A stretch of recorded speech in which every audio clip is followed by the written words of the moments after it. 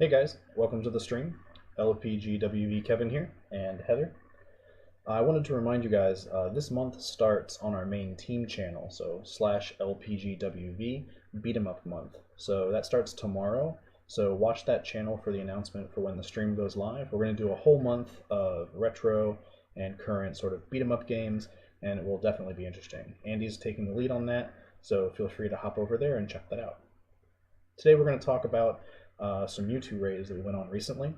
Yesterday we went on 6 different raids trying to catch Mewtwo. Now they've moved out of EX raids, and we wanted to kind of share that with you and discuss something about the raids, and we'll get started pretty soon. Ready? Ready.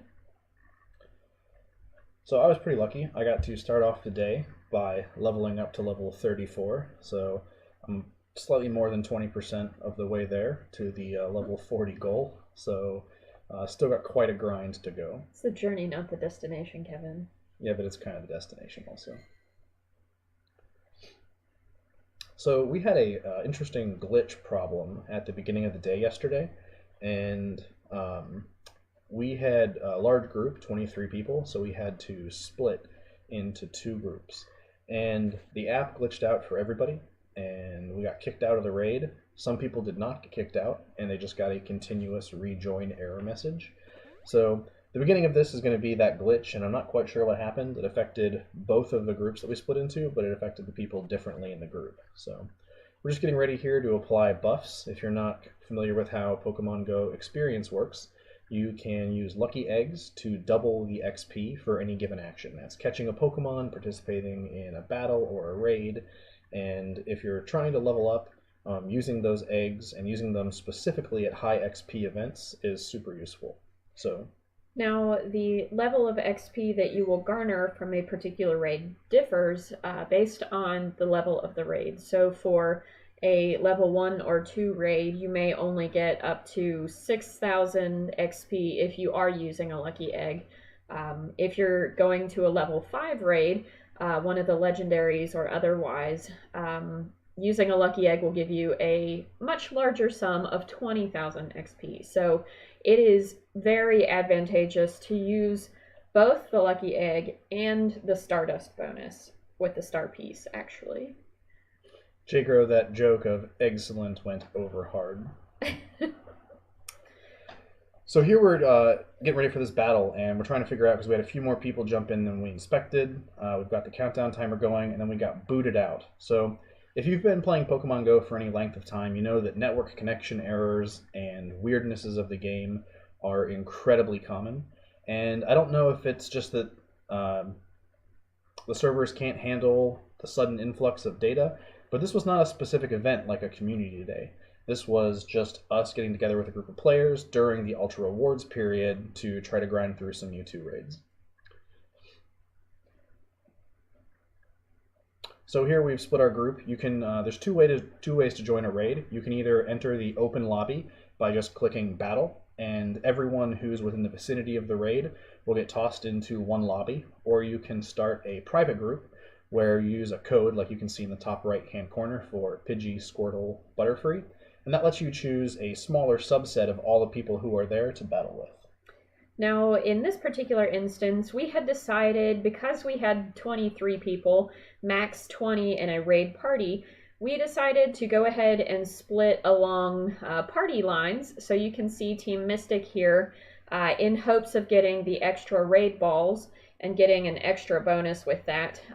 We went ahead and split off. So it was Mystic and then I think everybody else. But that ended up to be to our detriment a little bit, because I think we had 11 people in the first couple raids for Team Mystic. So we'd planned the event in such a way that the majority of the people could raid together, and if you're at a level 5 raid and there's 18, 20 people, it's a pretty easy raid assuming everyone's kind of level 30 or above. And that's what we went in expecting. But what happened, there were some other people there that wanted to play, and we didn't want to just be like, hey, you can't play with us. And so we forked the groups, and it was a little bit less sure. At first, we only had 7 or 8 people in. Here you can see there's 10, and the network connection error pops in. So we were a little bit nervous at 10. 11, 12, 13, it starts to get more sure. At 10, it's totally doable. It will be probably much closer to the wire.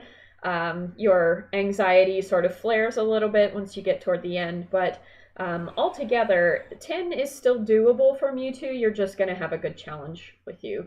See that network error again. So until recently, like we said in the previous stream, that Mewtwo was relegated just to EX raids. So the fact that Mewtwo is now available in general level 5 raids that don't require a specific invite is a change. So we wanted to get out there. We had only gotten invited to 2 EX raids, but because of travel could only attend 1. Luckily, we each picked up our Legacy Mewtwo at the time. But we really wanted to get out there and try to grab a couple more, because it is one of the more, at least desirable and powerful Pokemon in the game. And there's such a long period of time that these Mewtwo's are going to be available. I think it's nearly a whole month. So to not pick up any extra Mewtwo's in a month's worth of gameplay seems a little bit ridiculous for your, even just an average player. I mean, you want as many powerful Pokemon as you can grab, and Mewtwo is certainly a great contender for the most part for battle raids. So you see up here, this is a 60,540 CP Mewtwo. Whenever you're fighting in a raid, the CP of that Pokemon is radically higher than it would be otherwise. So after you catch a Mewtwo from one of these level 5 raids, its CPs are never going to be above 2,400. So 60,000 definitely means a lot of people need to work on it. And you can measure how much damage you're doing. So the health of the Pokemon is in CP, and the damage that you do is also in CP. People will talk about damage per second for that, and an attack might do anywhere from 5 CP at a fast move that you can kind of spam quickly, or a charge move that might go all the way up to 140 or 160.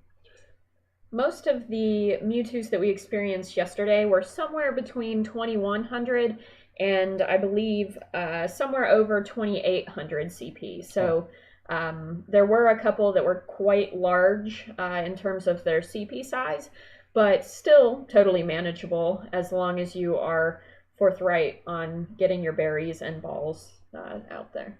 So as you can see, we got kicked out of this gym, and the message that we're getting here actually says rejoin battle. So the battle that we got kicked out of, the timer is still counting down. Mewtwo's taking no damage from anyone who's attacking, and when we get kicked out and quit, the only option we have is to rejoin that old battle rather than to re-enter the raid as a new chance. See, I didn't have that experience. I had a situation where it kicked me out entirely from the gym.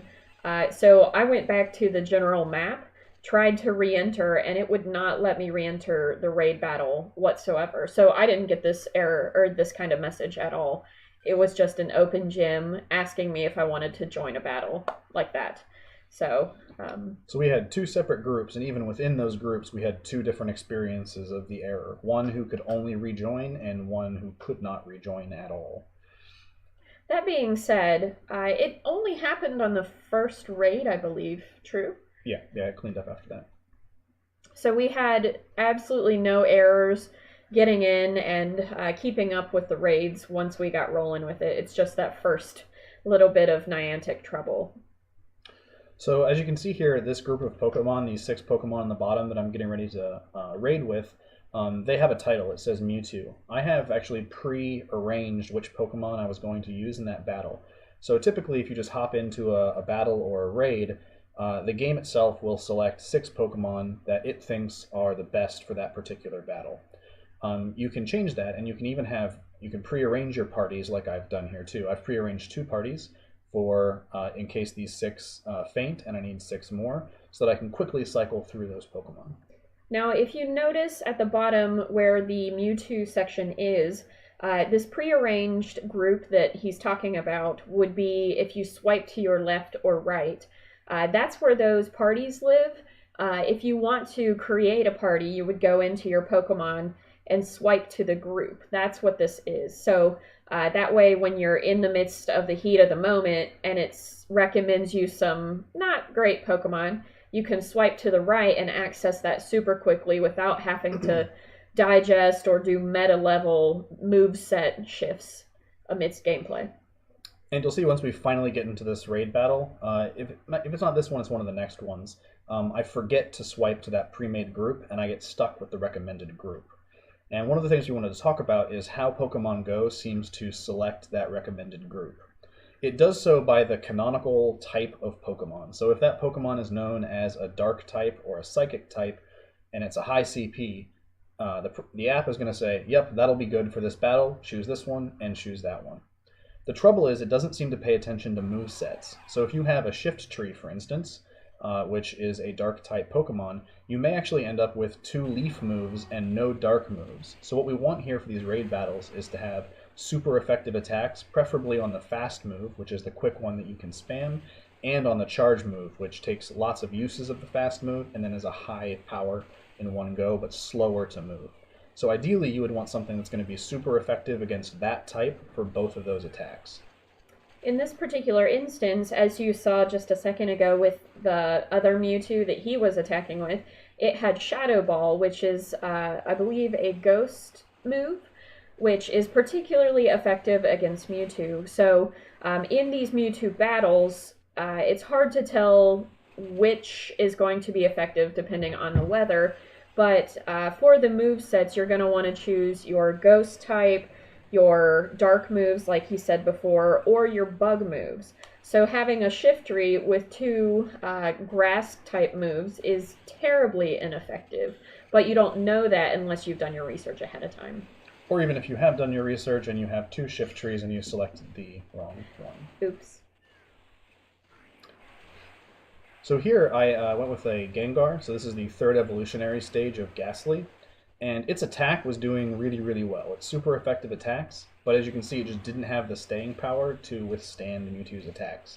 And it was pretty common all throughout the day to get a Pokemon out there, and Mewtwo would just one-shot that, and it would be out before you could really even get off a single charge move. Mm-hmm. Especially if you see a Mewtwo with some kind of Hyper Beam or Ice Beam.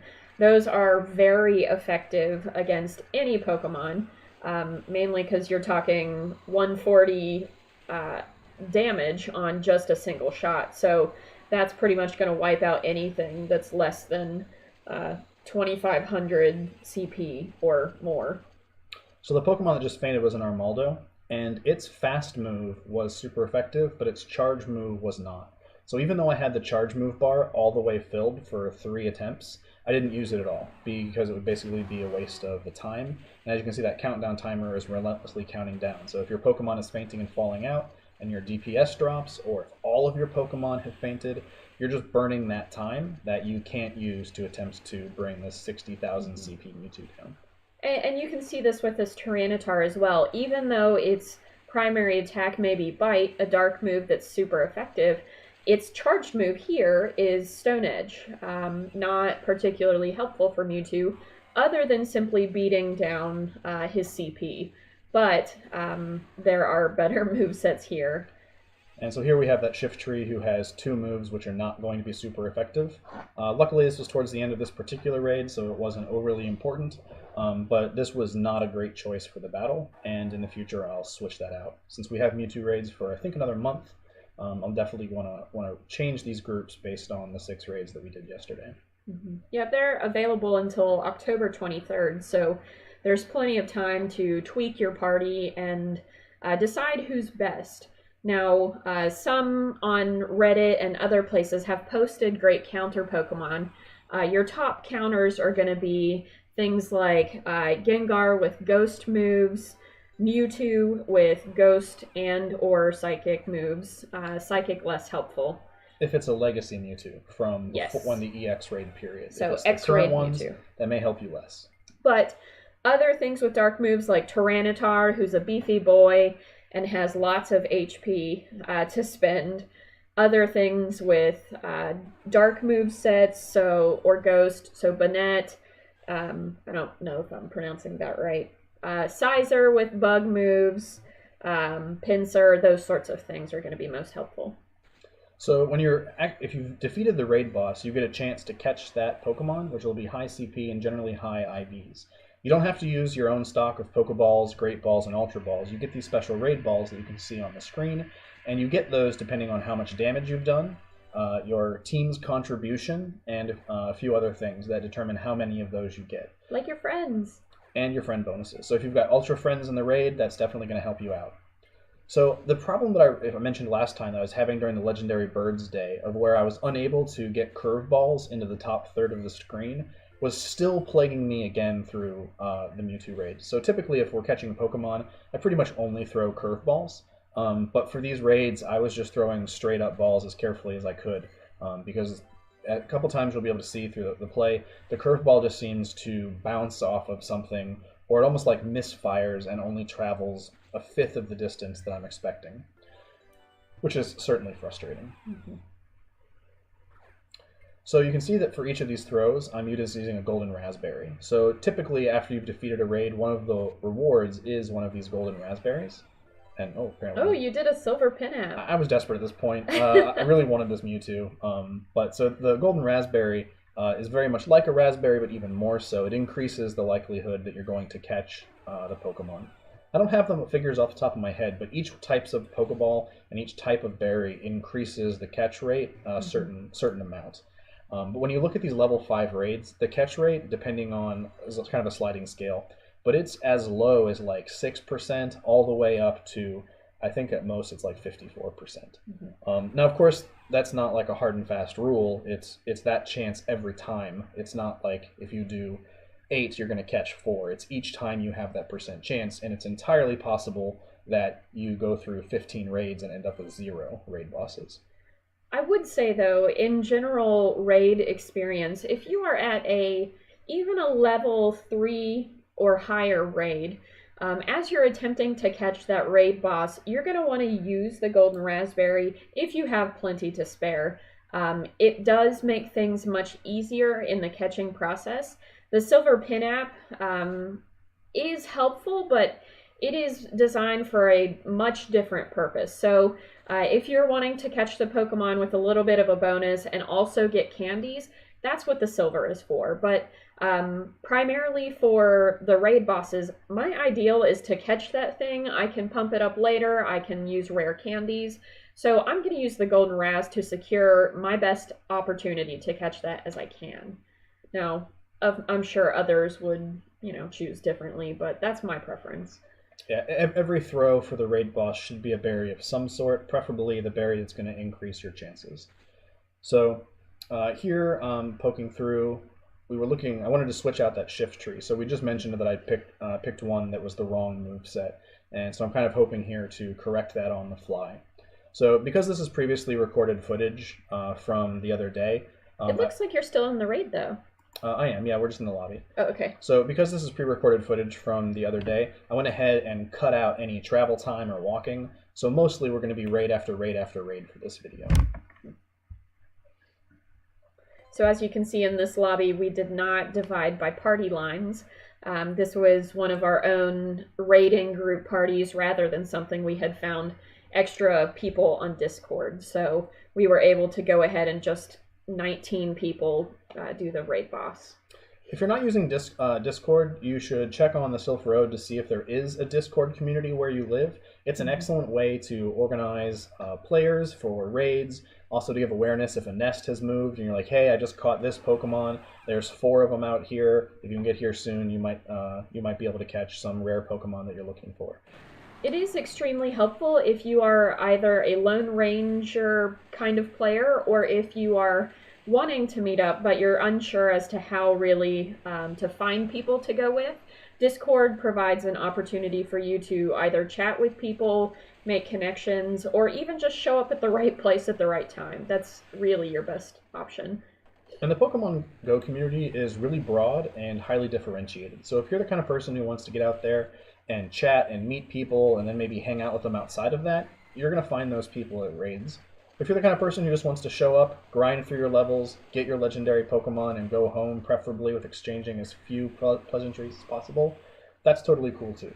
What's kind of great about the change and advent in generally nerdy practices as nerd stuff's for everyone, the community is generally pretty broad. Now, that being said, of course you run into people who suck no matter where you're at, but generally I think the Pokemon Go community is particularly welcoming to many play styles. I think it depends. There are many experiences. I've seen quite the gamut so far, even just in the small town where we are. So you can sort of grit and bear it if you find a group that you don't mesh with just get through the raid and go on. But at the end of the day, that's still a Mewtwo. So even if it's unpleasant company, I'm going to try and catch that Mewtwo. So even excluding the server and app errors that we had earlier, you can see this raid went way faster with 19 people versus 10 or 11 that we had in the first one. So again, we've got golden raspberries, 3 rare candies, which you can convert into any sort of Pokemon's candy. So if you're trying to grind the Mew quest and you need Magikarp candies, that's your ticket. Again, you can see we defeated the boss. We have Ultra Friends in the ward, and Team Mystic did the most damage. So we have more chances to catch this Pokemon. Go to that golden raz. And again, we want to increase the chances of catching this Pokemon every time. So for me, the golden raspberry is the ticket. I'm still having that problem with the top third curveball, so I'm just throwing them dead straight. The smaller that circle gets that's around the central part of the Pokemon, and that can move depending on what shape and size the Pokemon is, where it's located on its body. That was an excellent throw. So the smaller that circle gets, it can either be a nice throw, a great throw, or an excellent throw. That also increases catch chance. So does curveball, but I couldn't do that. So if you're able to use a golden raspberry and throw an excellent curveball, that's going to be your best chance for catching the raid boss. I would suggest practicing those things on your average Magikarp rather than in a Mewtwo raid. But hopefully by this point, if you have gotten to this stage of the possibility of catching a Mewtwo, you know at least what kind of throw that you're best suited for. I know for myself, when I get particularly stressed and anxious, sometimes I gotta just throw it straight. So when stakes are high like Mewtwo, sometimes it's best for me just to throw it straight on, knowing that I have to watch for its counter moves and its defensive moves in the process. Like, as you can see, for Mewtwo, it's jumping up and down, or it's swiping its arm. So if you're throwing about 3/4 through that move, you're probably going to be in a pretty good place when that hits. So you can see he just swiped there. So I was normally when I throw curveballs, they're high arc curveballs, but I was trying here to throw flatter ones. I got a couple of them off, but that was not a technique that I practiced a whole lot, and so I didn't stick with it. But it didn't matter for this time. I caught this Mewtwo. Was that your first of the day? This was my first and only of the day. Ooh. So we had a total of 6 Mewtwo raids throughout the day, and the rest were a little disappointing for me. How did you do? Had you caught one by this point? Yes. So I actually, let me just look in my app here. We did, I believe, was it 8 raids yesterday? I thought it was 6 Mewtwo raids and like a Hitmonlee. So here's the thing. I currently have 7 Mewtwo's, and I have one that was a Legacy X raid Mewtwo, so I caught 6 yesterday. But I believe there were 2 raids that I did not catch them. So we did somewhere between 6 and 8 raids, but I caught 6 yesterday, ranging in the IV tracking from quite poor to a 96 IV. So there's quite the gamut there. So you saw that I just used a raid pass to enter this raid as we set up the private group. You get 1 free, meaning without cost, raid pass per day, and you can only hold on to one of those. So if you spin a Pokestop on Tuesday and you don't raid Tuesday, and you spin a Pokestop on Wednesday, you're not going to get that free raid pass. Until you raid again and use that one you already have, you won't collect another, and then you'll get 1 more. So it's possible to have 2 free raid passes in one day. The one I was using there was a premium raid pass, which you can get through boxes, through purchasing. And of course, that if you're the kind of player who doesn't want to spend any money on the game, then you're going to be limited to those freeze ones. I enjoy the game quite a lot. I definitely get a value of it that is at least equivalent to 1 movie ticket. So I don't mind to spend that periodically. I was just going to add on that you can save up those raid passes a little bit if you're strategic in the way that you're saving. So if you know that on a particular day that you're going to be quite busy, go ahead and spin a stop or a gym stop to get that raid. Save it up till the next day when you're going to possibly be raiding with your friends, and then you have 2 opportunities to raid that next day. That is if you're not sinking any money into it. So it is quite possible to do things free. It's just going to be much slower. And when I say much slower, I mean quite a bit slower. But if you are financially in not such a great spot, you are totally able to play at your own preference. It's just going to take a lot of work. MewTwo v Mewtwo. So this is my legacy Mewtwo from back in the days when it was just an EX raid Pokemon, so it has Shadow Ball. So I'm starting out with this. It may not be the actual best choice, but it's a Mewtwo raid, and I wanted to throw out the Mewtwo, and this one has Shadow Ball, so why not? Seems a little bit dog fighty to put one against another. I don't know. I do it, but I think it's a little bit funny, kind of like chickens fighting against, scratching each other, whatever. This Gyarados was not a great choice.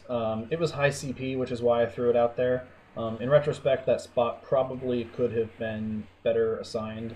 But I kind of threw together my party a little bit fast, and it just did not happen. Yeah, J-Gro, 2 Mewtwo's might be a Mew 4, definitely. Maths.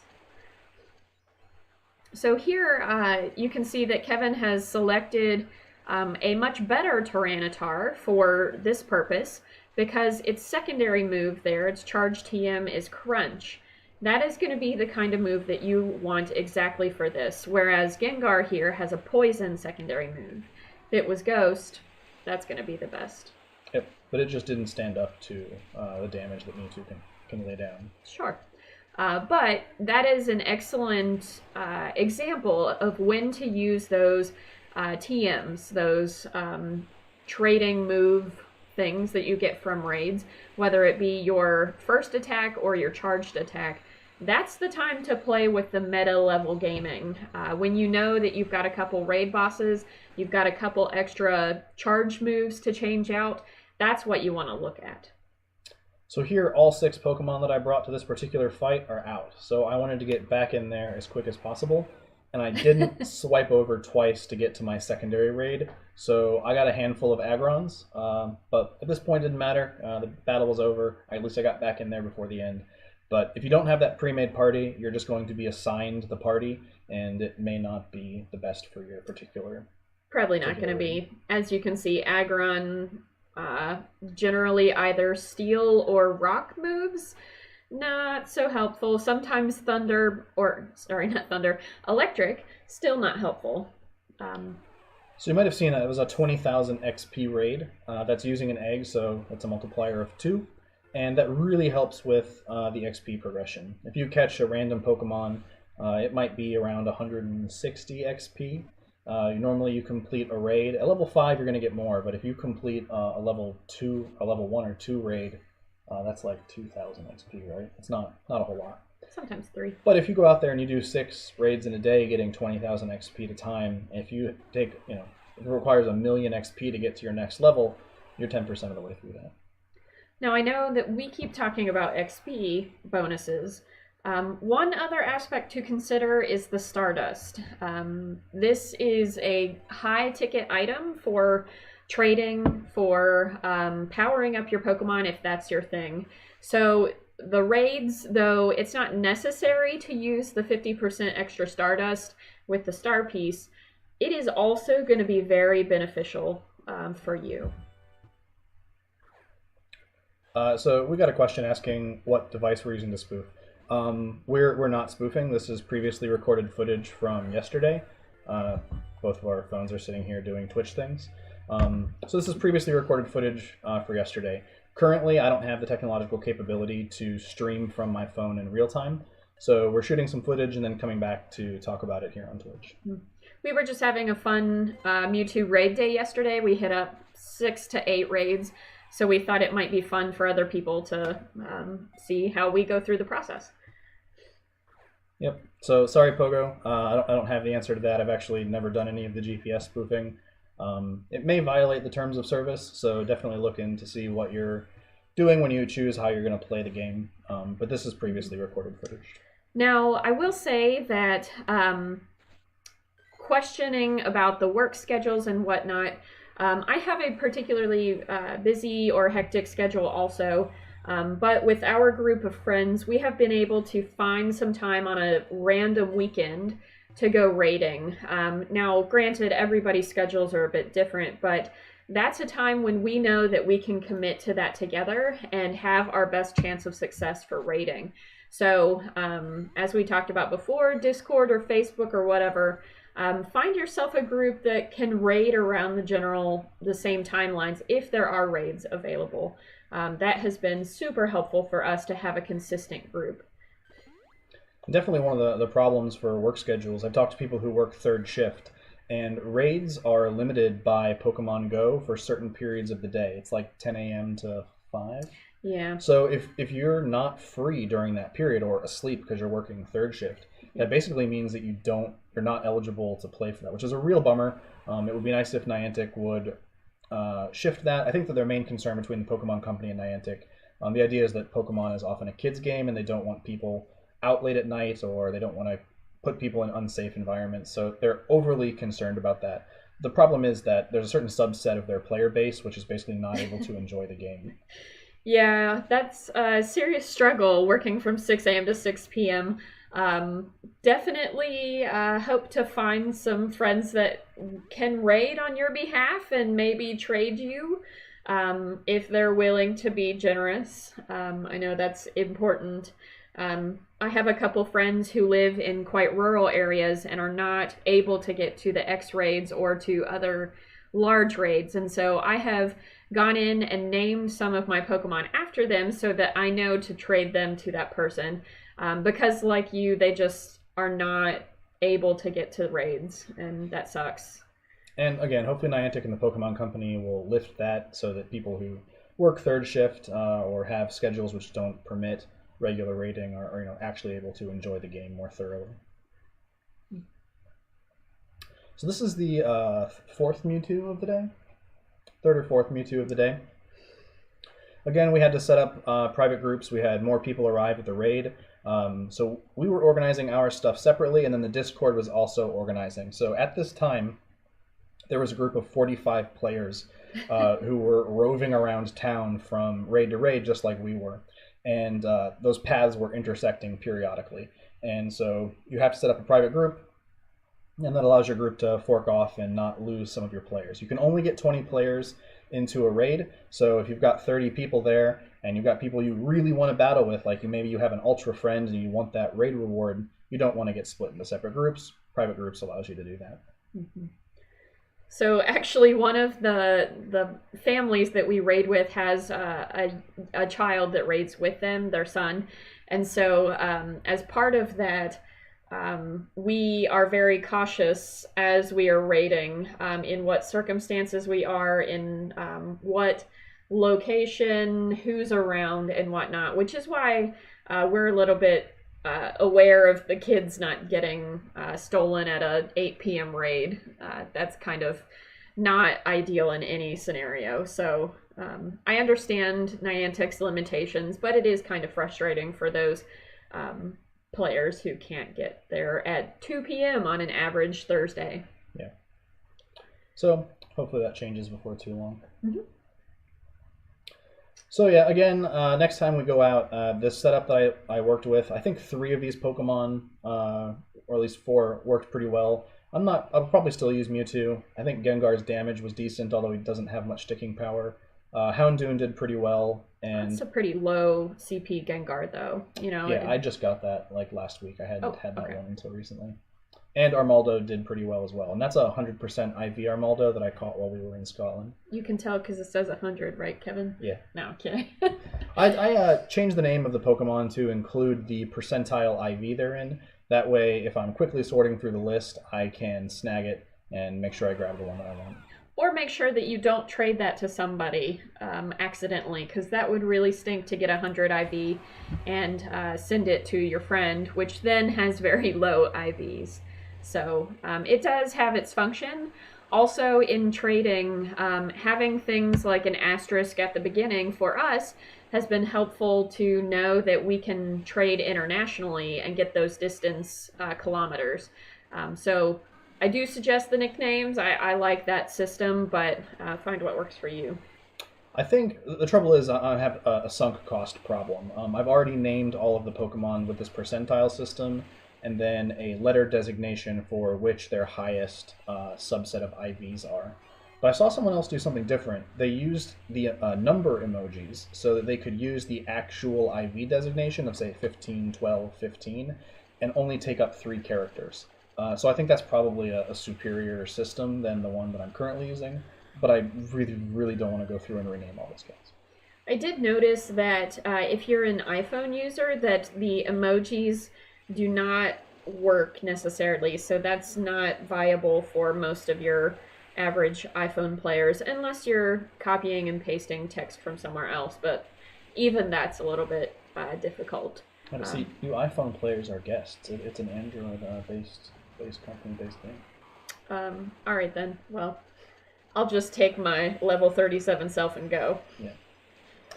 But yeah, so whatever system works for you. If you track IVs, you might choose one or the other. If you don't track IVs, it's not something that you enjoy doing. It's not really an integral part of the game. It may give you an additional 8% in any given battle if you're paying attention to that.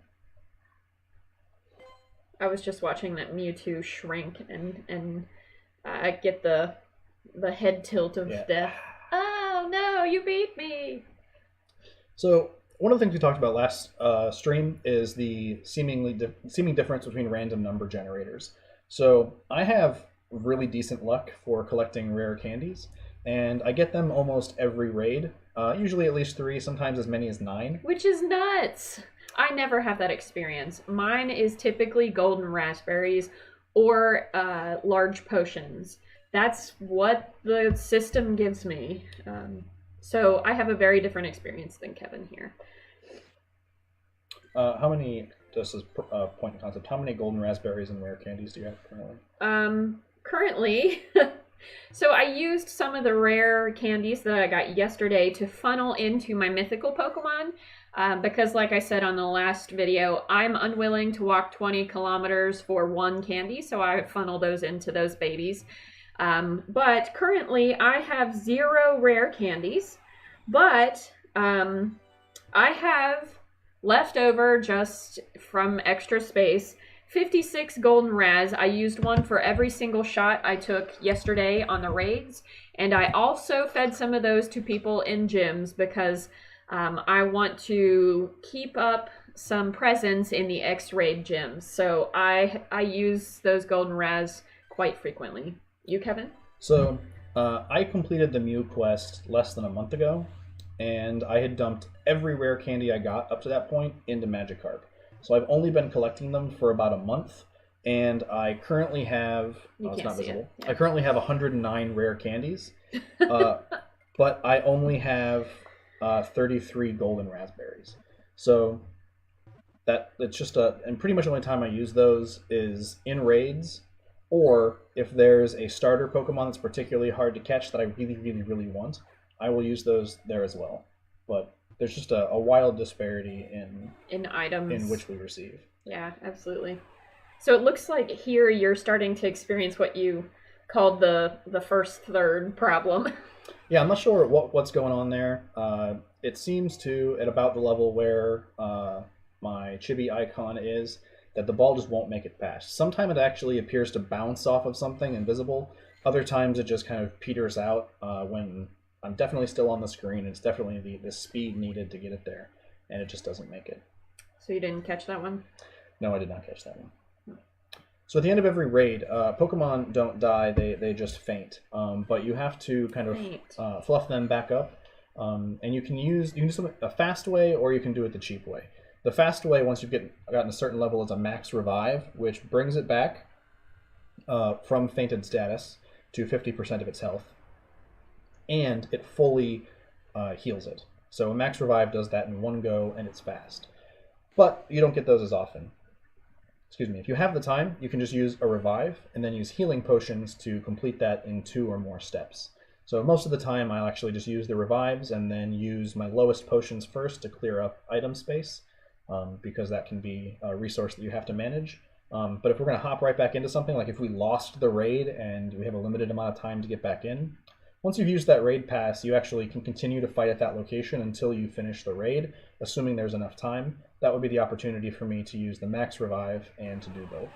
I was going to say, there are a couple approaches, and I like to play strategically to optimize things. So if I am in a situation, such as the middle of a raid, and I need to use my already preset team again, that is the time to use your max revive. It's going to tap, tap, tap 6 times, and you're right back into the raid with the first and primary best Pokemon. That is when you want to use those, or if you have a quick turnaround. Otherwise, unless you just like max revives, I typically will do a standard revive and the lower end of the potions to free up extra space to gain then other items at Pokestops. Now, what that means is I'm sitting on a large pile of max revives or max potions, but I find that I would much rather do that and use the low-end potions, saving those other higher potions for necessity. Do you actually find that you heal during the raid much at all? I don't think I ever do that.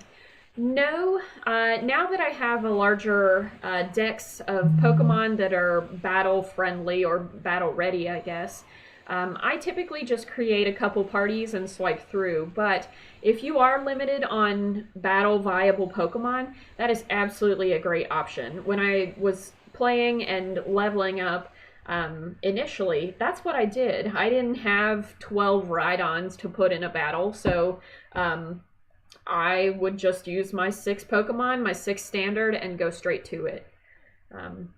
Like I said, leveling up and catching more Mons helps, of course. I mean, you gotta catch them all, so... So you saw that just how much faster it is to just slide to the next group. When you actually get presented with the same group that are fainted when you choose back in, so you either have to slide the one direction to get the recommended or the other to your next group. But it's just way faster than healing those 6 guys, because there is a slight lag. If you tap on one to heal, you can't immediately, like as fast as you move your hand and finger, get to that. It's like tap, 1, 2, 3, tap, 1, 2, 3, tap, and you really can't go much faster than that. That's true. So that was, I got 10 golden raspberries there, which gets definitely helps, gets you closer to that goal to catching them. Here, Mystic did not represent as much. We only got +2. We were second place there for the most damage dealt that round. And again, choosing the Pokemon that are going to be super effective every time, even if you might be numerically in a disadvantageous position. If your Pokemon are doing super effective moves each go, then that's definitely going to be better for you there. Mm-hmm. And what you shouldn't do is throw 4 of these balls in a row and miss right into the trash. Yeah. That's not helpful. No. So in one way, it's nice that you don't have to use your store of items to complete this. The other way, you have a limited chance to do it, and 14 is pretty much as high, I think, as I've ever seen. I don't know if I've ever seen any higher than that. I don't recall. It's been a while. What's the lowest you can recall? I know I've only had 9 before. I think the lowest I've ever had was 5 or 6. But that was when I was a much lower level, didn't have much contribution in the raid, or it was a particularly low raid and I was just sort of half-assing it. So in that instance, you don't get very many balls, but you can optimize those with your berries. Always berry up.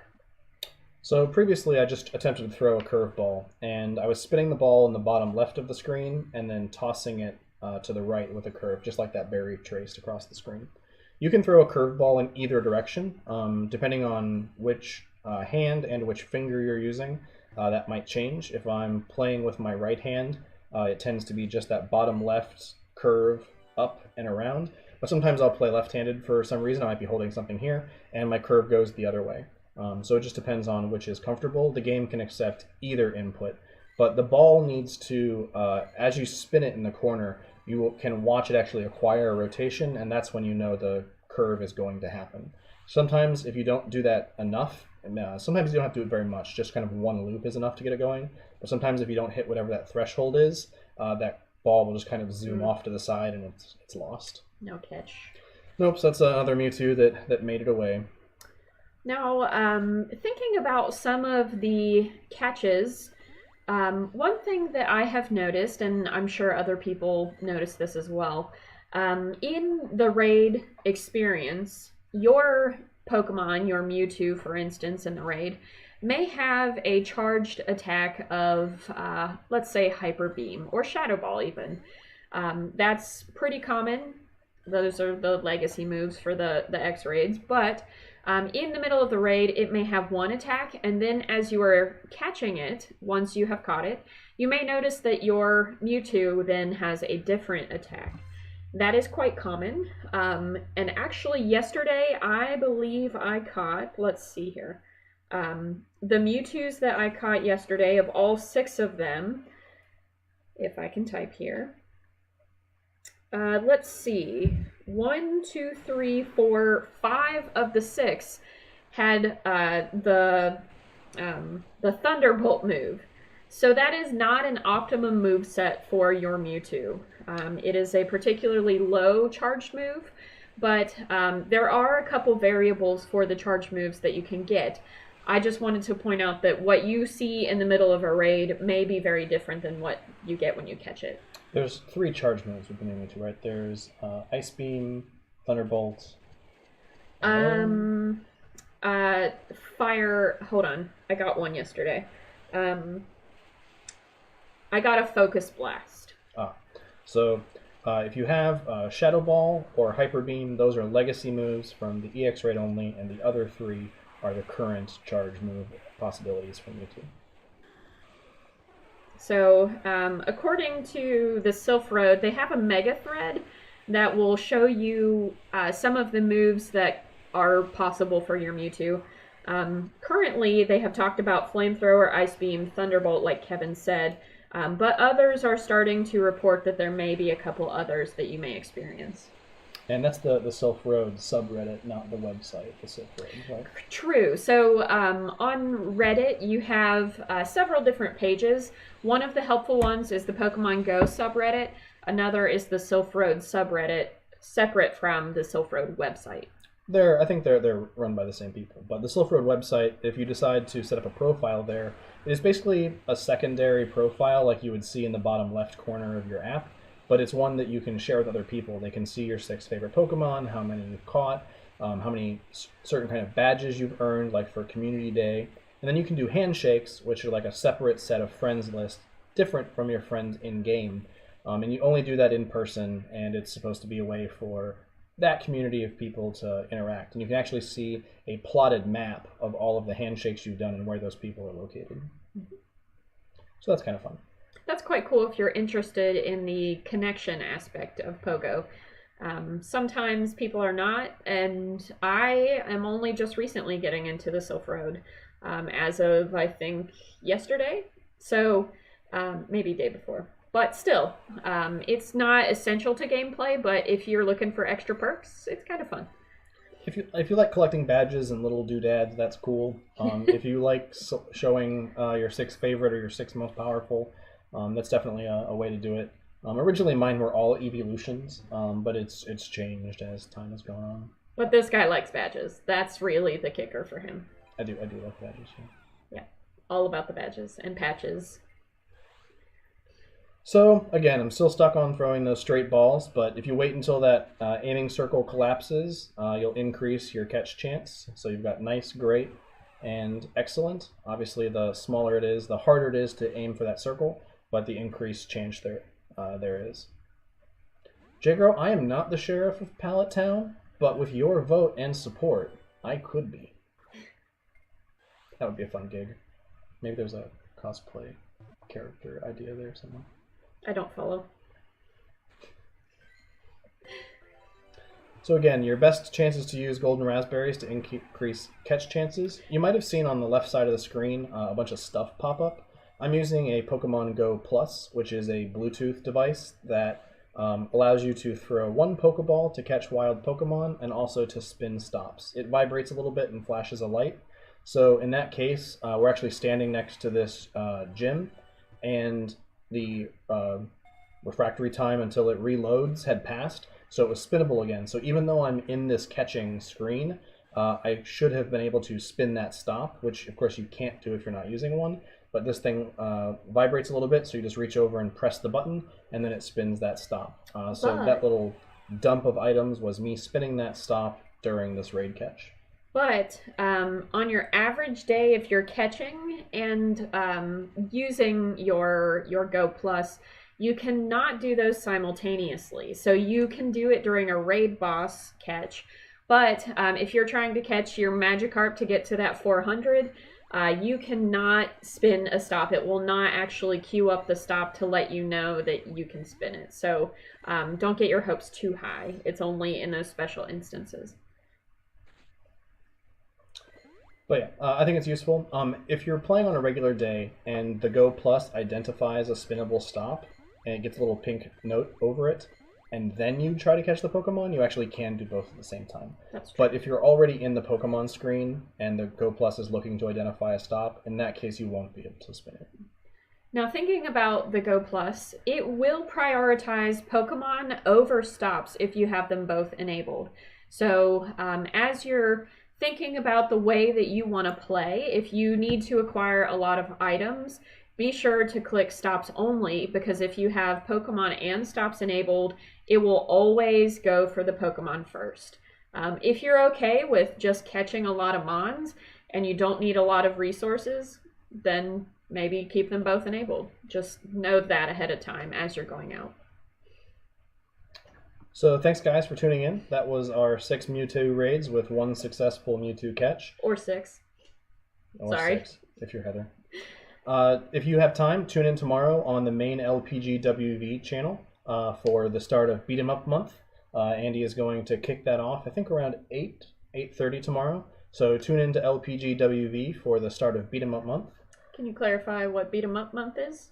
It's retro beat 'em up sort of games like Punch Out. I'm not sure what he has planned for tomorrow. I don't know that he's actually announced it yet, so I don't want to steal his thunder, as it were.